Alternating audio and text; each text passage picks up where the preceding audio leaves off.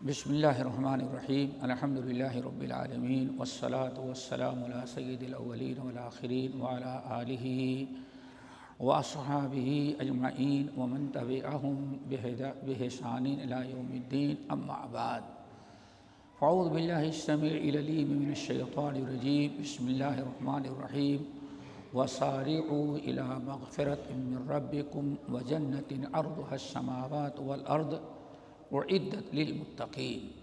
محترم حضرات، دین بھائیوں اور دوستو، یہ صورت آل عمران کی ایک آیت میں نے تلاوت کی ہے، جس آیت میں اللہ رب العالمین نے ہمیں دو چیزوں کی فی الفور کوشش کرنے کا حکم دیا ہے۔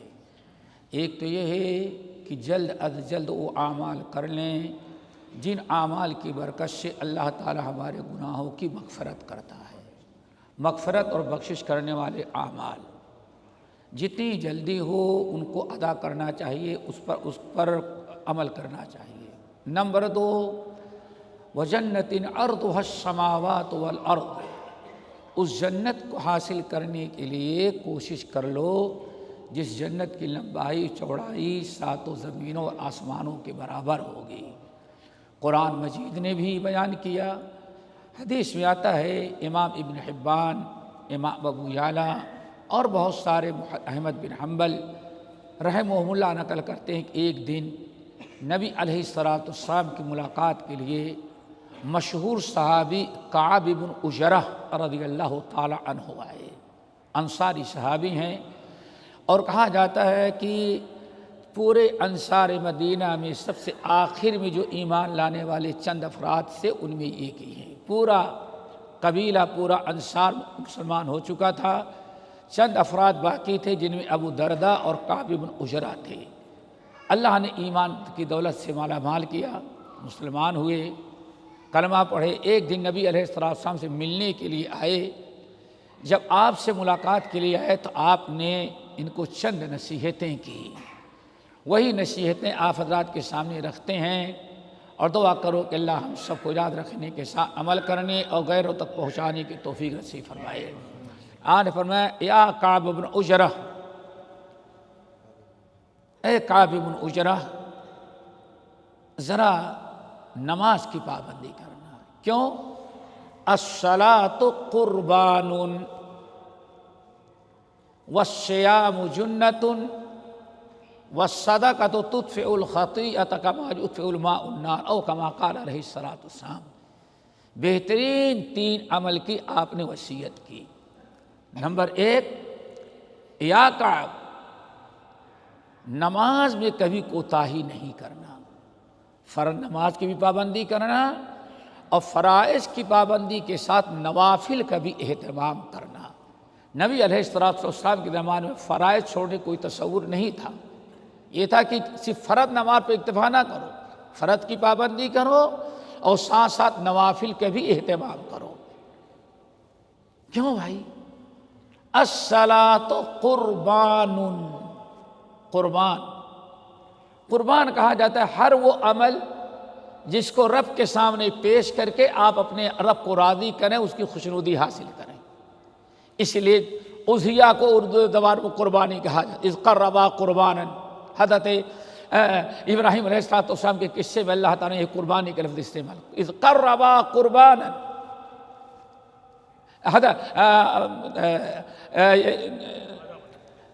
حابیل و قابل کے قصے میں الحمدللہ یہ قربانی کا لفظ آیا ہے۔ تو دوستو، سب سے اللہ نے فرمایا الصلاۃ قربان، صلاۃ یہ قربان ہے۔ کیا مطلب؟ سب سے زیادہ اگر کسی عمل کے ذریعے بندہ اللہ کا تقرب حاصل کر سکتا ہے تو وہ نماز ہے۔ نماز سے بڑا کوئی عمل نہیں جو انسان کو اللہ تعالیٰ کے قریب بتائے۔ اسی لیے صحیح مسلم کی حدیث ہے، اور کئی 2 صحابہ سے مروی ہے، نبی علیہ السلام کے بعد خدام کعب بن ربیعہ رضی اللہ تعالی عنہ کہتے میں نے اپنی ساری زندگی نبی علیہ السلام کی خدمت کے لیے وقف کر رکھا تھا۔ ہمیں کچھ نہیں کرنا ہے، صرف نبی خدمت کرنا ہے۔ ہر جگہ ساتھ رہتے، کہیں آپ کو جانا ہے پہنچ جاتے۔ کہتے ہیں جہاں بھی آپ کو جانا ہے آپ کی جوتی سیدھی کرنے کے لیے، آپ کو سواری سے اتارنے کے لیے، بیٹھانے کے لیے میں پہنچ جایا کرتا تھا۔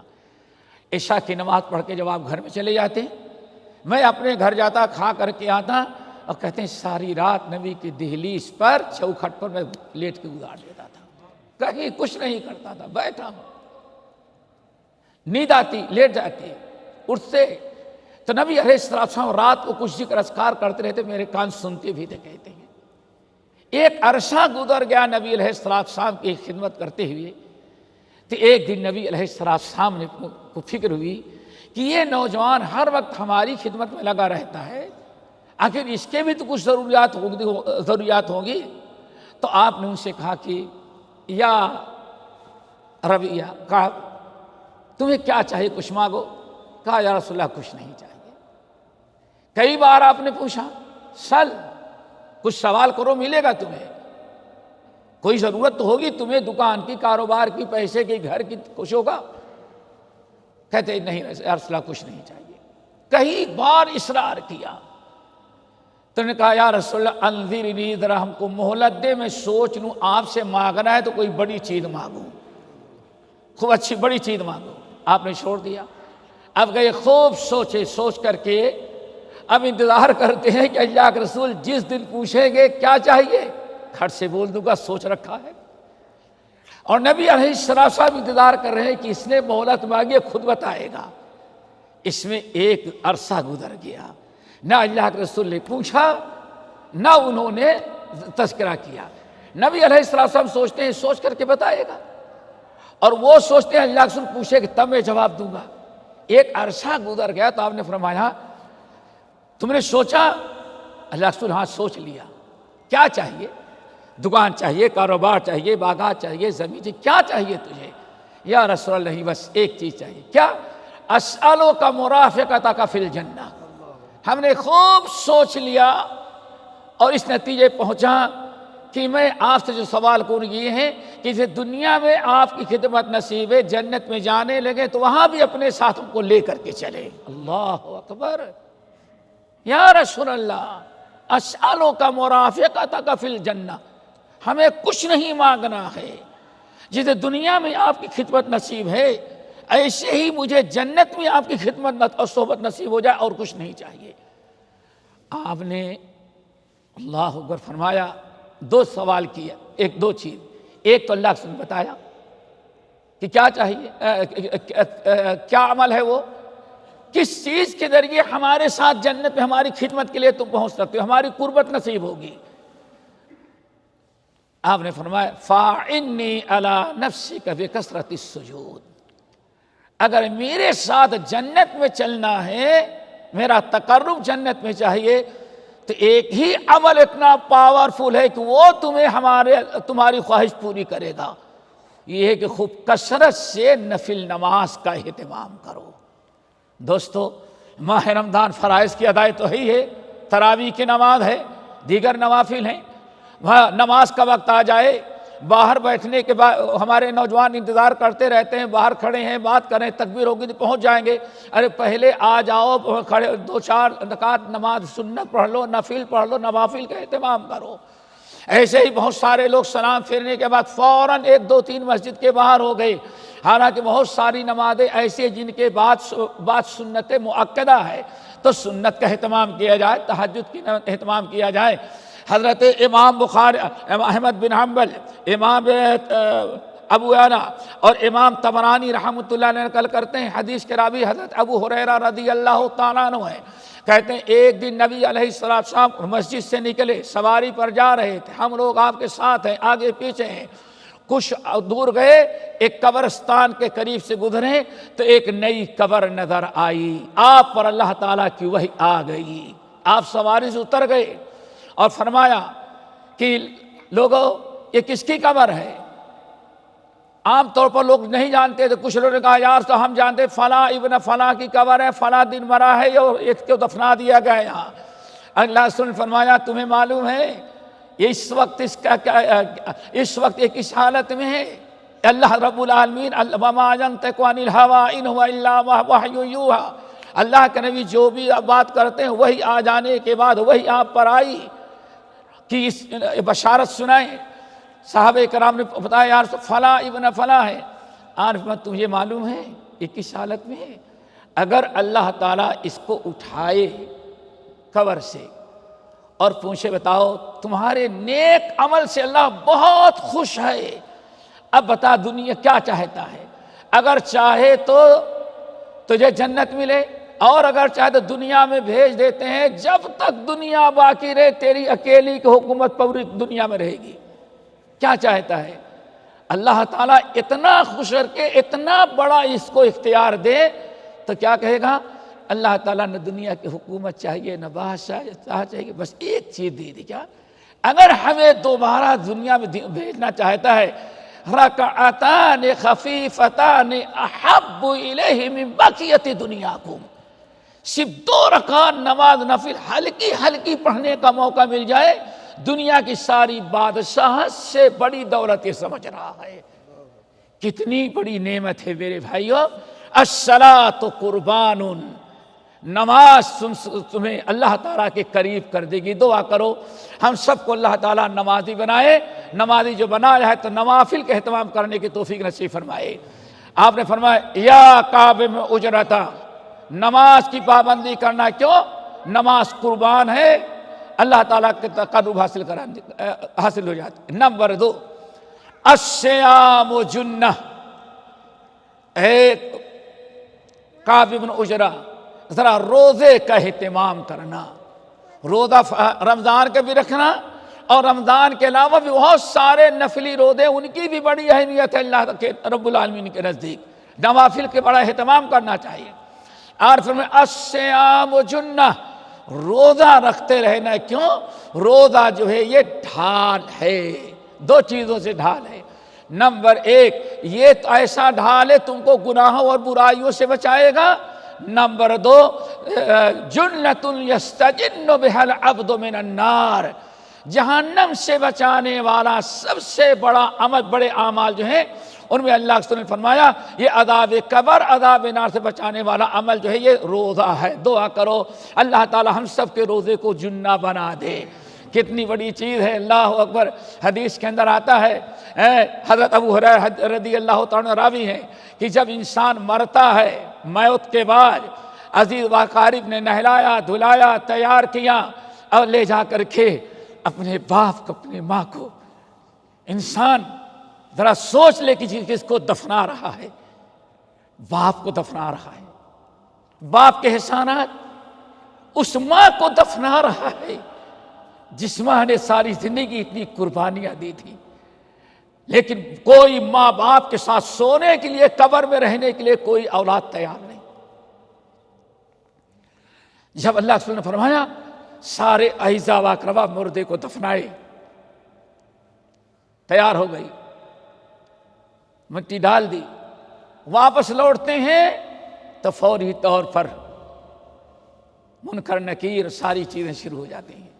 ایسے موقع پر آپ نے فرمایا الصلاۃ عند رأسہ، زندگی بھر کی نماز اس کے سر کی طرف آ کے کھڑی ہو گئی تاکہ سر کے طرف سے کوئی تکلیف اس کو اور کوئی عذاب نہ آ سکے۔ نمبر 2 والصدقۃ عن یمینہ، اور انسان کا الصیام عن یمینہ، اور اس کے زندگی بھر کا روزہ رکھا ہوا دائیں طرف آ کے کھڑا ہو جاتا ہے کہ اس طرف سے عذاب کا کوئی چانس نہیں ہے۔ کتنی بڑی چیز ہے، جہاں آپ کی دولت، آپ کا خزانہ، کاروبار، تجارت سب یہیں رہ گیا، کوئی عزیز و اقارب، کوئی اولاد آپ کے ساتھ رہنے کے لیے تیار نہیں ہے، جن کے لیے سارا وقت ہم لگا دے رہے ہیں، اور جو کام آنے والا روزہ ہے اس کے لیے ہم کتنی کوشش کر رہے ہیں۔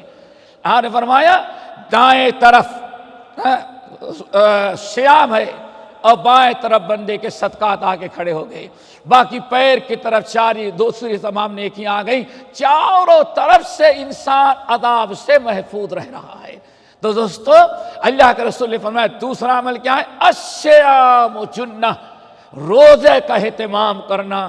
روزہ بڑی عبادت، بہترین عبادت ہے، اور روزے کی برکت سے ایک تو اللہ تعالیٰ تمہیں برائیوں سے بچائے گا، اور نمبر 2 برائیوں کے ساتھ ساتھ عذاب قبر، عذاب نار سے بچائے گا۔